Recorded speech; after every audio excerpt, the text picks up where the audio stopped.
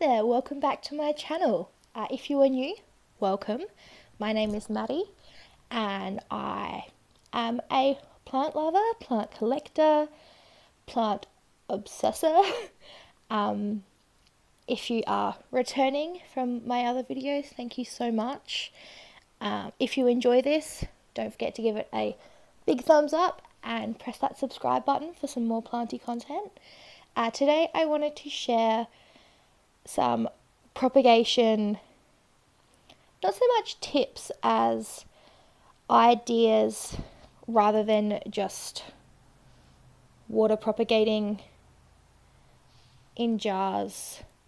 I've had some success with it, but the ways that I'm going to share with you today are ways that I've had the most success. The first one I want to talk to you guys about is bag propagation, and in this bag I have a mix of premium potting mix and perlite. I dampen it down with a spray bottle, add in my plants, close it most of the way, and then fill it up with a breath, and that helps to create a terrarium environment that's filled with humidity and warmth. And I don't have a lot of good windows in my house, so I sit this by my fish tank, which has a lamp on it from around 7 a.m. till 6 p.m. And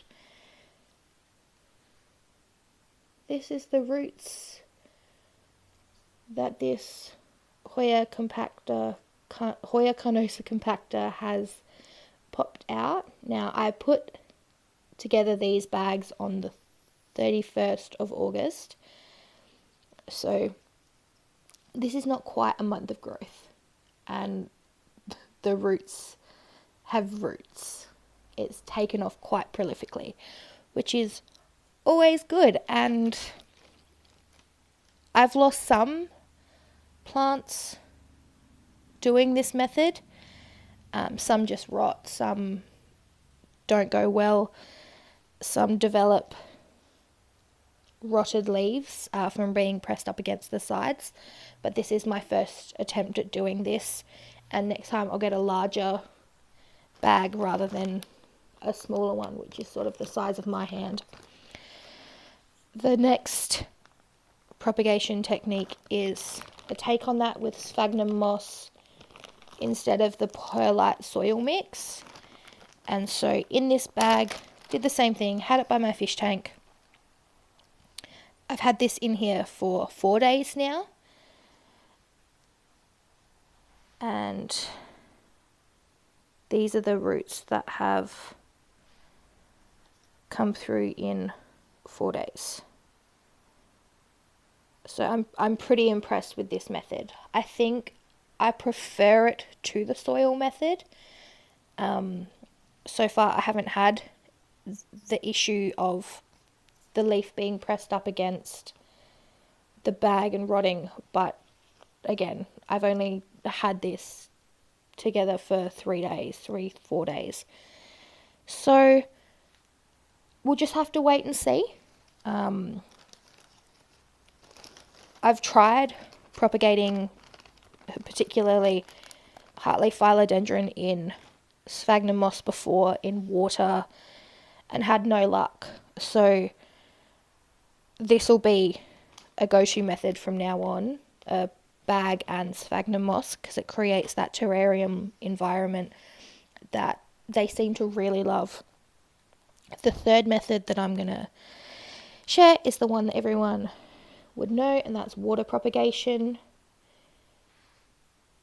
You just got to remember, especially with chains of hearts, to put the correct ends in.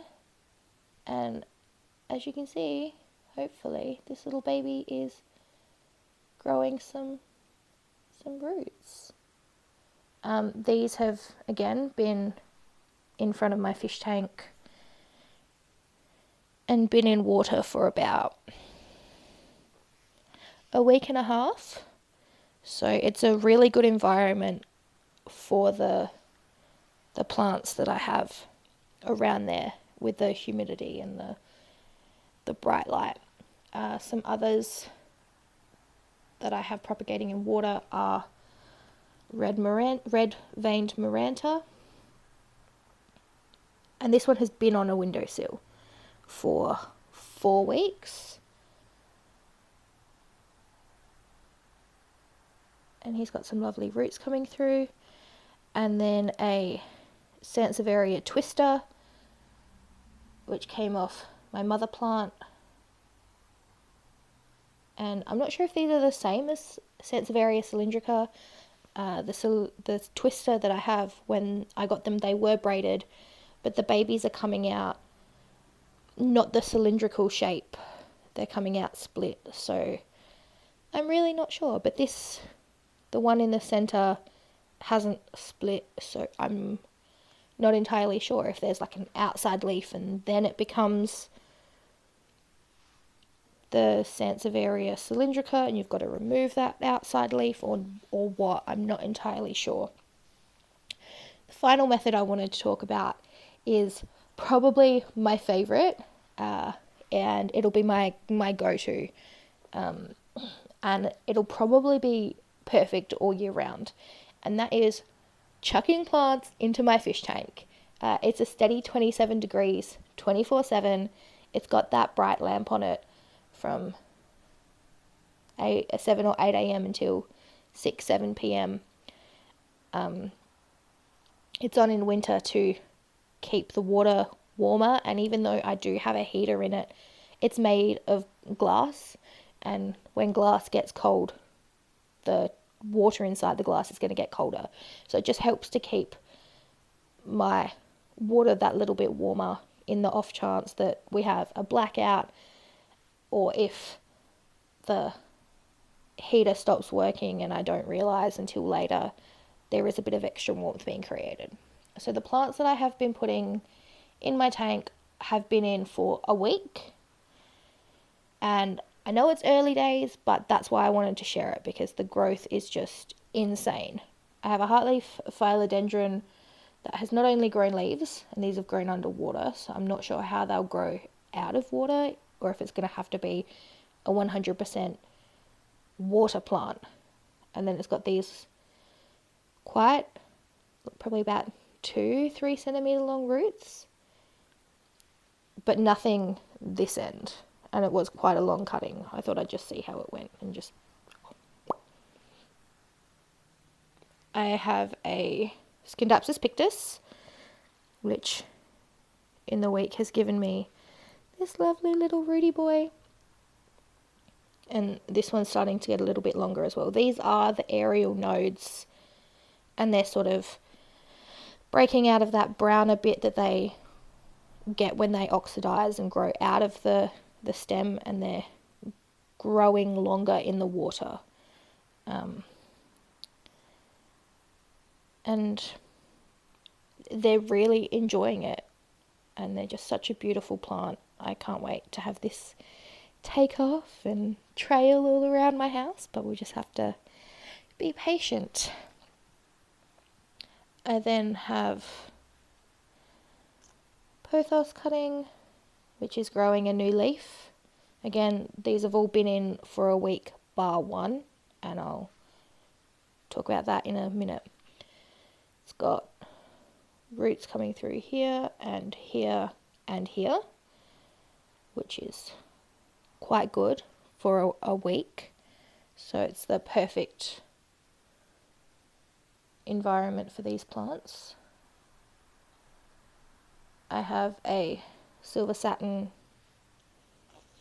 pothos, which has given me a nice little root here, and this one is starting to pop a little bit more. I then have a